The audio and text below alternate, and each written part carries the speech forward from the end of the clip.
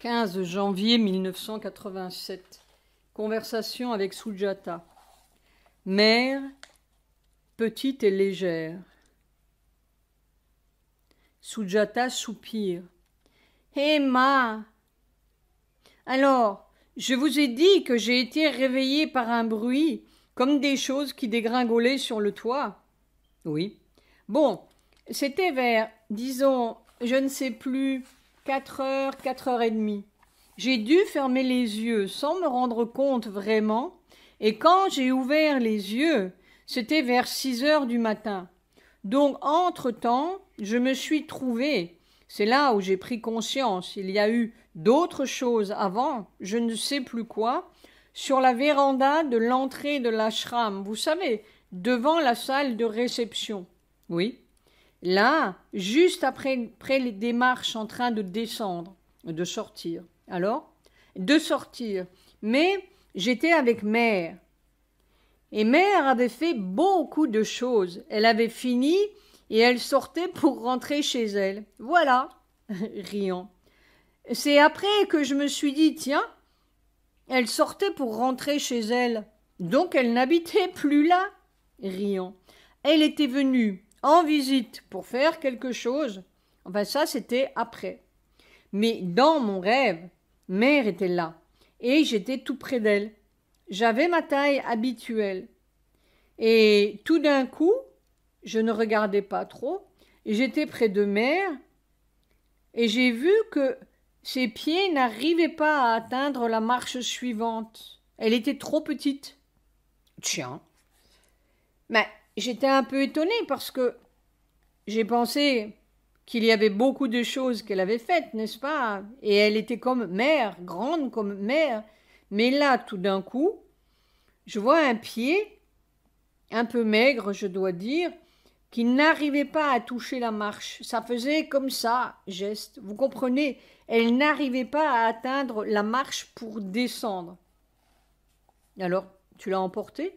Oui, j'ai bien regardé, j'ai dit, mais elle est trop petite, elle ne peut pas, riant. Alors, je me suis dit, je vais la faire descendre. Je l'ai prise dans mes mains, dans mes bras. Eh bien, elle était légère, comme tout, sans poids, absolument sans poids, absolument légère. Et je me souviens encore de la couleur rose, très tendre. Elle était habillée comme ça, en rose très tendre. Alors je l'ai prise et je l'ai bien prise. Et je m'étonnais, même dans mon rêve, je m'étonnais. Je pensais que je ne pourrais pas la porter. Je pensais tout simplement la faire descendre, l'aider à descendre ces quelques marches, mais non. Je l'ai portée et je suis sortie par la porte, le gate, portail de l'ashram, très facilement, comme ça. Et puis, je suis allée avec elle comme ça, dans mes bras, sur le trottoir, parce qu'elle repartait chez elle, n'est-ce pas? Il y avait une voiture qui attendait. Je l'ai mise dedans, c'était Rajabai au volant. Eh bien, la voiture ne marchait pas, ne voulait pas démarrer, riant. Nous avons longtemps attendu, et puis finalement, Mère s'est mise. Oui, je crois que cette fois, Mère elle-même s'est mise dans une autre voiture, une sorte de jeep qui était derrière, le temps que Rajabai répare ce qui n'allait pas. Il a donc emmené sa voiture, riant. Mais je ne sais pas comment il est arrivé à l'emmener, puisque ça ne démarrait pas. Il est parti pour la réparer et revenir pour emmener Mère. Et on attendait, rien, personne. Et puis je crois que Mère est partie dans la Jeep même pour retrouver l'autre voiture. Mais il y avait quelqu'un dans cette voiture, cette sorte de Jeep, quelqu'un en blanc qui était à côté. En blanc? Oui, habillé en blanc. Je ne voyais ni le visage ni l'autre côté, j'ai seulement vu du blanc à côté de Mère. À ce moment, c'était étrange. Mère n'était plus en rose, elle était toute en or, habillée en doré, pas or, et de la même taille. Elle avait sa taille habituelle. Elle n'avait plus la taille d'un enfant. Non! Ils sont donc partis. Et puis je me suis dit, mais quand même, je vais aller voir ce qui se passe. Alors j'ai couru, et je suis arrivée, j'ai cherché, et puis j'ai demandé aux gens. Et là, c'est moins clair. Jusqu'à cette partie, c'était très clair. Elle est partie dans la Jeep, par conséquent. Oui, oui, et jusqu'à cette partie, c'est très clair. Après, il y a eu certaines choses, mais dont je n'ai pas gardé un souvenir aussi exact, probablement parce que c'était tout mélangé. Oui, je ne suis pas surpris que tu n'aies pas pu, mais que cette voiture de l'ashram ne marche pas. Oui, oui, c'est évident, n'est-ce pas? Silence. Et dans ce mélange de la fin, dont je n'ai pas gardé un souvenir très exact, il y a quand même une image qui m'est restée, et c'est que, à nouveau, mère était petite, enfant. Et cette fois, c'est Amio, à qui je ne pense jamais, vous savez, Amio, qui l'a prise pour la faire sortir. Et il y avait une sorte de barrière, et il voulait la mettre en dehors de la barrière.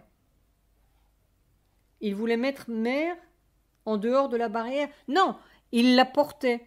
Il sortait avec. Mais alors il ne savait pas comment porter un enfant. Figurez-vous, il l'a porté, je ne sais pas comment. Alors pendant qu'il sortait, mère se cognait ici, se cognait là. Bien sûr. Et j'ai dit, mais comment, mais qu'est-ce que vous faites? J'étais derrière, alors j'essayais de, riant, faire en sorte que mère ne se cogne pas, n'est-ce pas? Il sortait par la porte, et puis voilà la main de mère qui se heurtait contre le mur. Ça te prenne, mais bien sûr. Elle ne pouvait pas sortir, alors elle allait toute se casser. Et elle ne peut que se cogner et ne pas marcher avec tous ces gens de l'ashram. Et puis ses pieds allaient d'un côté à l'autre, et les souliers allaient dégringoler, et j'étais derrière pour rectifier tout ça. Bof, c'est irrectifiable. Oui, j'imagine, c'est irrectifiable. Non, mon seul souci était que mère ne se fasse pas mal, n'est-ce pas? Je n'arrivais pas à, comment dire, to bear, supporter que l'on fasse mal à mère comme ça. Oh, oui, ils ne font que mal, ces gens. Alors voilà. Eh bien oui, c'est c'est comme ça. 19 janvier 1987. C'est une telle agonie suppliciante dans ce corset de fer nerveux. Je ne sais plus comment faire. La vie parfois tient à un fil. Comment Sri Aurobindo faisait-il? J'ai l'impression d'être au bout. On est donc si peu capable. Ce système est donc tellement pétri de mensonges qu'il ne peut pas supporter la puissance de vérité. Alors qu'est-ce qu'il faudra? Il ne peut supporter que son esclavage. Je sais très bien que c'est la mort qui agonise et que c'est le mensonge qui agonise, mais qui l'emportera? 20 janvier 1987. Tout à fait l'état du mourant, mais ça dure et on ne meurt pas. Aucune peur. Note de bas de page, j'ai moins souffert qu'hier. Parfois cette furie de puissance vertigineuse est comme saisie d'immobilité, ou le corps est saisi d'immobilité, et alors on ne sait pas. Tout peut basculer. Il n'y a plus que ceci, que ta volonté soit faite. PS. Je me souviens tout à coup de la réflexion de mère il y a une vingtaine d'années. Elle me disait que j'étais plus apte à la transformation, quoique je ne sais pas ce que signifie ce mot aujourd'hui, parce que tes cellules ont eu l'expérience préliminaire de la mort. Les camps. Note de bas de page, voir agenda 4 septembre 1963. The Hindu, 18 janvier. Les rebelles afghans rejettent l'offre. Peshawar, 17 janvier.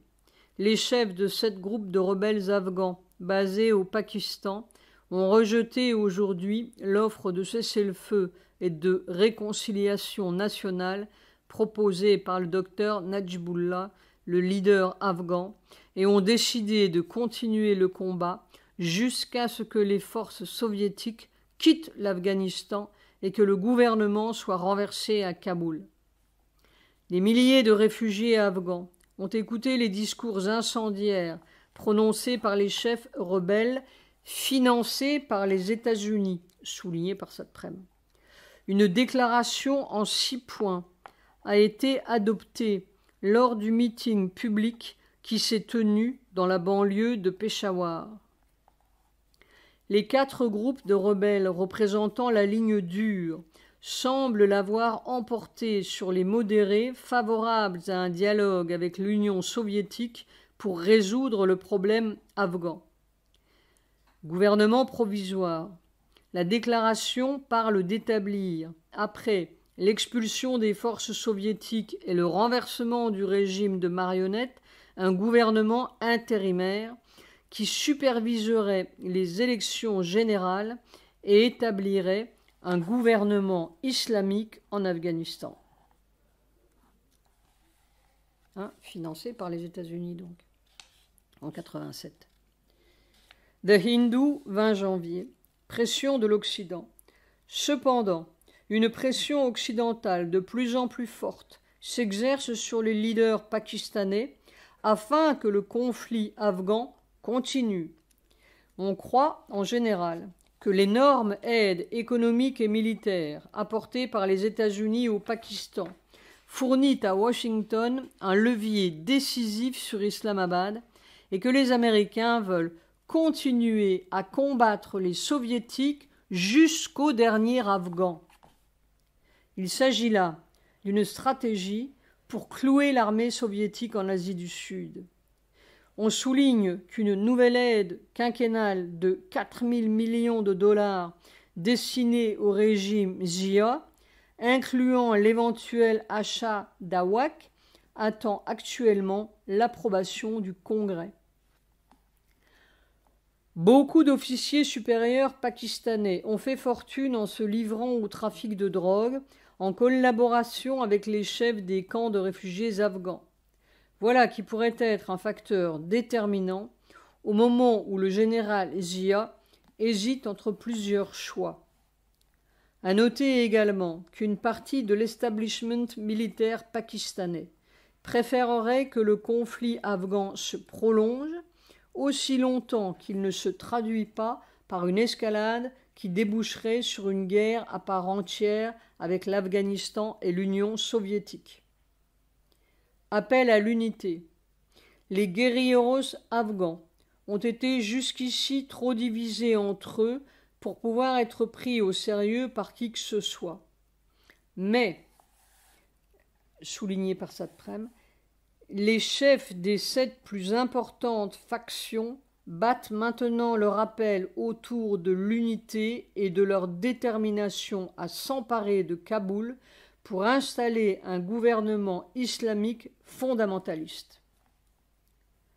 Fin du surlignage. Depuis que le cessez-le-feu unilatéral est devenu effectif jeudi, les guérilleros ont attaqué les aéroports de Jalalabad et de Kandahar. Konchachar. Bon, c'est écrit Konchachar. J'ai l'impression que c'est ce cavalier noir, les rebelles fondamentalistes soutenus par les Américains au Pakistan, contre lequel j'unissais les 2 cavaliers blancs dans cette vision que je ne m'expliquais pas. Le cavalier noir, avec son turban noir et sa barbiche, avait un air tout à fait fourbe. 21 janvier 1987. Au fond de tout ce noir, on peut seulement mesurer ton amour. On voudrait que ce malheur humain puisse changer à la racine. Si l'on pouvait laisser rentrer un rayon divin, purement divin, dans toute cette matière terrestre. 22 janvier 1987. Jamais vu pareille tempête de puissance. C'est toujours croissant. C'est cela qui est extraordinaire et impensable. Le corps s'enfonce ou s'aplatit dans le fauteuil comme une bouée dans la lame. Trouvez une meilleure position. Les bras le long du corps, coudes sur un coussin, appuyés sur les genoux. Les vertèbres déchirent moins. Et parfois les pieds trépignent sur le coussin par terre. Point d'exclamation. 23 janvier 1987. On croit avoir trouvé une meilleure position et puis tout se venge férocement. Toute la moitié droite de mon dos est démolie, je dois le reconnaître. Et quand la puissance passe là-dedans, c'est un affreux déchirement. Je lutte pendant une demi-heure, 3/4 d'heure, et puis, que faire? Je ne peux donc plus faire. C'est comme la mort. Il n'y a rien à faire. Oh, c'est un tel chagrin dans mon cœur et dans mon corps et dans mon âme. Que faire? Quoi faire? On a fait tout ce long chemin, et puis on bute là, comme mère. Après-midi, je continue. Quoi d'autre? 25 janvier 1987. On sent que c'est tout proche. On sent que tout est proche. 28 janvier 1987. Une puissance foudroyante de vitesse qui passe à travers le vide atomique. Immobile comme une statue. 29 janvier 1987. C'est un bain de foudre. Même la foudre que nous connaissons est lente. En une seconde, entre guillemets, on est très loin dans le passé et je ne sais où dans l'avenir, et dans un peu partout du présent. Et c'est dans la conscience du corps. Cela paraît un état dangereux. Il faut une immobilité corporelle totale. Les frontières physiques se défont. PS. Je soupçonne que les nerfs, c'est ce qui nous garde dans la cage du présent en un point terrestre. Ceux que l'on appelle morts sont probablement dans cet état-là. C'est pourquoi je les contacte plus facilement que les autres dits vivants. 30 janvier 1987. De la foudre massive, je ne sais plus quoi faire. Mon dos n'en peut plus. Note de bas de page, pas un petit éclair isolé qui va d'un point à un autre. Et continue. C'est tout déchiré. Est-ce que je dois m'obstiner? Est-ce que je dois m'arrêter? On ne me dit rien. Est-ce de l'obstination mal placée, comme un breton entêté? Ou est-ce une défaillance ou une incapacité? Je ne sais pas. Je suis au bout. On sent un profond chagrin. Mère a lutté jusqu'au bout. Je crois de toutes mes forces, de toute mon âme en cette liberté et cette réalité divine de l'autre côté de nos barbelés. Et puis le corps n'en peut plus. Alors, même si je tombe, la liberté a raison. Soit je ne sais plus. Est-ce qu'il y a une issue à ce système sans que ce soit toujours la douleur et la mort qui l'emportent? On continue. Après tout, plus d'un petit poisson a dû mourir sur le sable avant qu'un oiseau puisse voler. Note. J'aimerais que le carnet 6 se termine là. Remis à Maryse et Kartik et Diane le 24 juin 2004, avec une prière pour la terre, avec mon amour de mère et un sourire de Sujata. Satprem. Fin du tome 6. Chronologie des visions. 1986, janvier. Saint François d'Assise. 22. Mère comme Maheshvari, le danseur du Tandava. 29. Page 29. Une petite fille aux cheveux dorés. Page 29. Satprem voit son corps allongé sur la terre. 34. Vision de Jean-Claude, le Bouddha la tête en bas. 37. Vision de Sujata, une boule bleu saphir, un enfant bleu. 38. Février. Une vie d'esquimau. 51. Mère veut ajouter des pages à son Testament, entre guillemets. Le divin ne dit pas non, entre guillemets. 55. Le camp de concentration comme un musée. 60. Mars. Conversation avec Sujata, le déluge. 107. Avril. Conversation avec Sujata. Mère, je veux te remplir. La fausse mère, la mère singe. 121. Satprem voit son frère Pierre qui veut aller dans le nirvana. 135. Dans la cuisine, Satprem fait un pont entre deux rebords. 149. Vision de Luc. 151. Mais un réflecteur pour la terre. 167. La terre brûle. 177. Les jambes de mer en feu. 183. Vision de Michel. 185. Juin.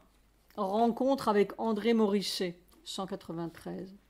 Dans un camp de concentration. 195. Vision de Sujata. Mère donne un cahier. You will obtain soon. 200. Satprem tapote avec un bâton dans l'obscurité. 201. Juillet. Vision de Sujata. Plus de samadhi. Vision de Sujata.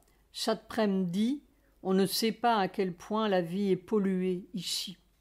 Vision de Satprem dans une nuit totale au milieu de forces violentes. Vision de Sujata. Un nouveau-né. 225. Août. Satprem rencontre son frère François. 238. Sur un radeau, sur des eaux noires. 241. Septembre. Extraction d'une dent cassée. Satprem à sa mère.